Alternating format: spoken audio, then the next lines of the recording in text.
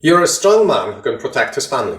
But what happens when the threats you can protect them from no longer exist? Hi, I'm Dr. Simon Vogt, handing you the man's compass. Let's start with an analogy. Imagine yourself as a great caveman warrior. You trained your whole life to protect your tribe from saber-toothed tigers and you're damn good at it. Everybody knows that when one shows up, they just need to call on you and soon they have tiger for dinner. They love you for it and you get all the food, comfort and adoration you could wish for. Great. Then, your tribe moves to a new land where there are no saber-toothed tigers. As you go around offering your expert tiger protection service, others just shrug and tend to their sheep.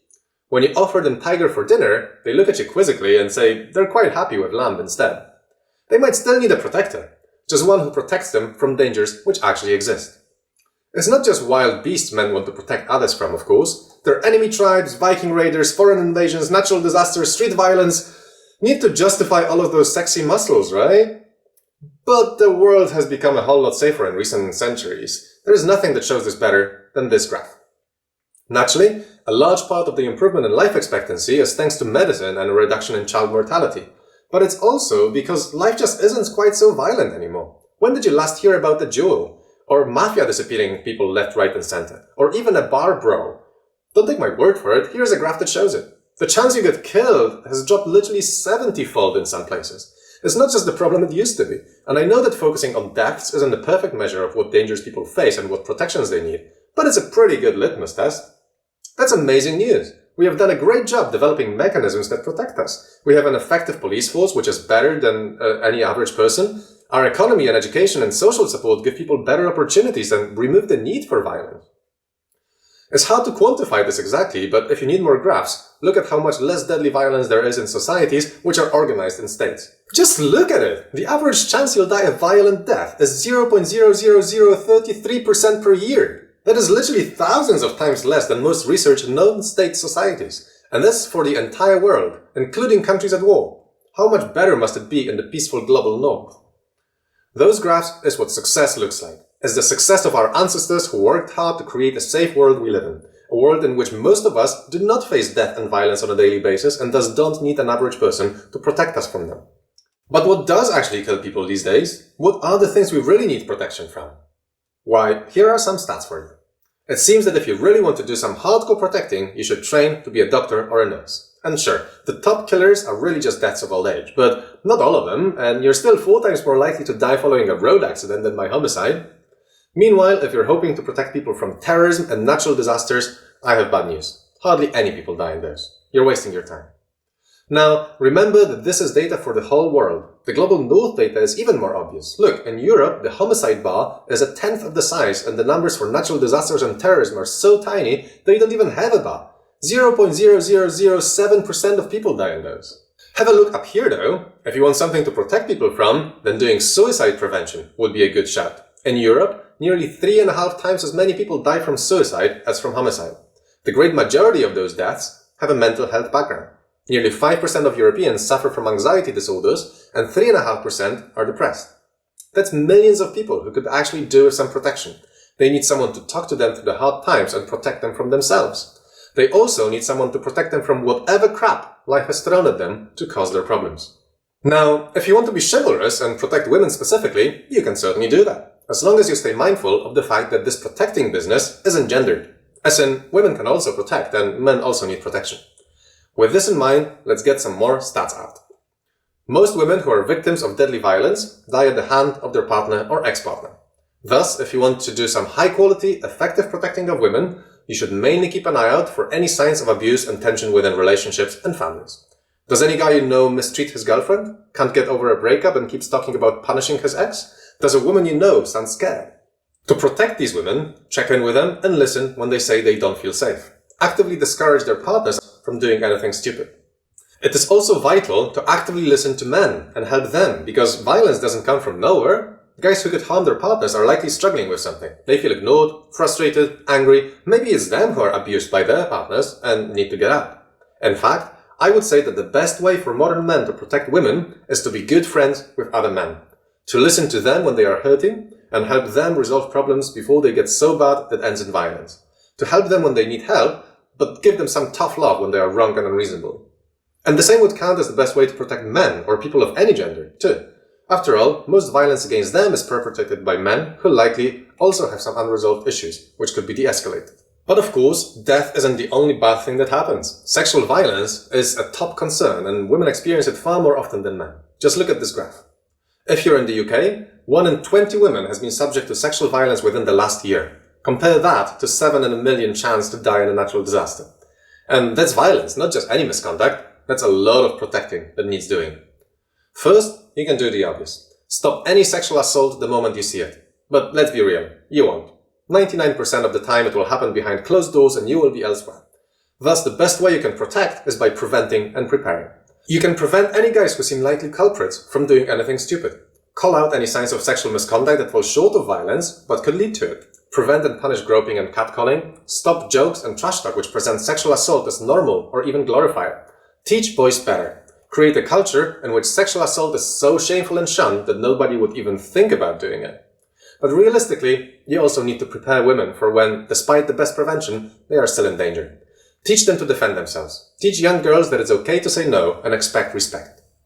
Finally, simply be good friends with other guys and check where they're at. Sexual violence doesn't come from nowhere either, and maybe you can help resolve some issues before they escalate. Given how vocal women are about being sick and tired on this front, your effective protection will not only make a massive difference, it will also win you the gratitude of those you protect. You know how at some point the Hollywood supervillains turned from power-hungry Nazis into greedy corporations? Somehow it feels completely natural, doesn't it? The world does need protection from greedy corporations. In 2021, Elon Musk taunted the UN to tell him how his fortune could eradicate world poverty. They did. One man donating 2% of his wealth would prevent 42 million people from starvation. We can solve those problems. We just choose not to. You probably already know that the richest 1% bag nearly twice as much wealth as the rest of the world put together. But just look at this graph. How can it be that the inflation-adjusted minimum wage in the modern US is lower than it was in the 40s? Where is all this wealth that was meant to trickle down from the 1%? Why didn't all the new technologies make us richer? Why do we continue to exploit the poor so bad? The poor are in real need of your protection. They need fearless men to fight corporate greed and lobby for better working conditions, minimum wage increases, and legal protections. But it's not just them. We all need it. We need it because corporate greed is destroying this planet, undermining democracy and inciting war. And even if you don't care about any of that, just tell me, how is buying your own house going? Are you enjoying having to pay double what your parents did? Those are the really serious problems of our time, and there are real heroes out there who do incredible things to protect us. Just think of the whistleblowers such as Chris Wiley or Frances Haugen, or activists such as Danny Glover or Bill McKibben. And then think some more of all the people who are out there day in and day out, pushing for change, writing those laws, organizing those charities. Glory to them. But I can't stop here without also mentioning illegal exploitation. Now here are some people who could really do with quality protecting. Sweatshop workers, forced laborers, exploited migrants. And, as you can see on this graph, in industrialized countries, sex workers. If you're up for some seriously hardcore protecting, in some really dark contexts, your best bet is to actively fight against human trafficking. And you don't need to go all SWAT team on the mafia. There are NGOs and charities out there you can get involved with. There are individual people you can help. Death, rape, and trafficking grab the headlines because they are some of our worst nightmares. But the truth is, most people need protecting from a whole ton of less serious but still shitty things that happen every day. We get shouted at by the boss. We get ill. Someone unfairly rules against us. Someone we thought was a friend stabs us in the back. People don't show up when we need them. We get passed for a promotion. Someone in our team is a complete douchebag. Someone abuses their power over us. We get harassed on the street. We have an accident. We want to do our best, but due to a whole host of reasons we fail and everybody is annoyed with us. The list never ends. 99.9% of the time when bad stuff happens, the protection we need doesn't involve punching anyone in the face. It's more about prevention and preparation. It involves sitting down with someone who can really understand how we feel and working out a plan to make sure this doesn't happen again. Oftentimes, we don't even need a plan. We just need someone to help us regain our composure so we can deal with the problem ourselves. Someone who can empathize and make us feel heard. Someone to protect us from ourselves as we fall into despair and self-blame. Someone who can intelligently deal with emotions. Women in particular really value this sort of protection because they know how important it is to be on top of their emotions. And frankly, more men are now admitting that they also need this. Long overdue, if you ask me. The world has changed a lot since our ancestors were protecting their tribes from saber-toothed tigers. There were a zillion other things men protected their communities from since, but I can assure you of one thing. Nobody ever wanted protection from dangers they no longer face. We owe our ancestors a great deal for making the modern world so much safer. They fought hard and they won big time. But the job is far from complete, and now it is our turn to make the world even better for future generations. To do this effectively, we need to focus on protecting people from dangers which A. exist, B. are serious, and C. people can't easily sort out themselves. If all men train their hardest to protect others from natural disasters, terrorism, and street violence, all we will end up with is a whole lot of wasted potential. For all the chance you will ever use those skills, you might as well train at fighting saber-toothed tigers. Instead, we need capable men to protect others from poverty, stress, exploitation, sexual abuse, mental illness, and a whole load of everyday shittiness. We need men who will share their strength and inspire others. We need men who will call out offenders and catch problems before they turn really bad. And we need men who will do all of this in a way that actually works. The hot skills of a modern protector are not kickboxing and sword fighting.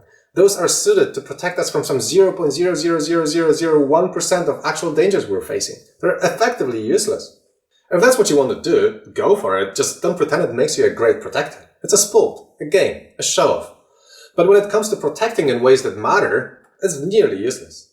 Instead, the hot skills of a modern protector are de-escalating conflicts before they turn into violence, healing infection and disease, educating people so they don't need violence to get by and may be better equipped to protect themselves, fighting against exploitation through activism, lobbying, legal challenges, participation in NGOs and charities, protecting people from themselves by talking them through their depression, anxiety, or self-blame, preventing sexual abuse and standing up against even small-time sexism, which could turn into abuse in the future, being a good friend to other men, listening to their problems and helping to resolve them without violence, and being a good friend to everybody as they struggle with all that life throws at them, listening and helping them protect themselves. Yeah, I get it. None of this has the glamour of swooping in with a sword to kill the dragon and save the princess. It just doesn't feel so good. Well, tough shit. I hear that facts don't care about your feelings.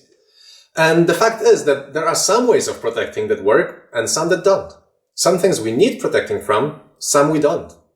Sure, you can play a game in which you protect people from dangers that don't exist in ways that don't work. I mean, I'm not stopping you, it's a fun game. But that's all it is, so, don't expect anyone to be grateful. But if outside of having fun, you might want to do some effective protecting of real people from real dangers in ways that actually work, if you want to take up our ancestors' mission and make the world safer, then I strongly suggest you put down your sword and start picking from my list. And, on a side note, an interesting thing you'll notice about my list is that all points can be done perfectly well without any use of a penis. In other words, it's not just men who can do quality protecting. Suggesting otherwise might lead one to see pointless gender divisions and pretend women are poor damsels in distress who can't protect themselves. Today, that is obviously not true. This video is directed at men, so it focuses on our role, but it is important to remember that not only men can and should do the protecting. That is all about modern protectors for now. I'm Dr. Simon Vogt, philosopher and explorer of modern masculinity. Like and subscribe to my channel for more, and hold on to your man's compass.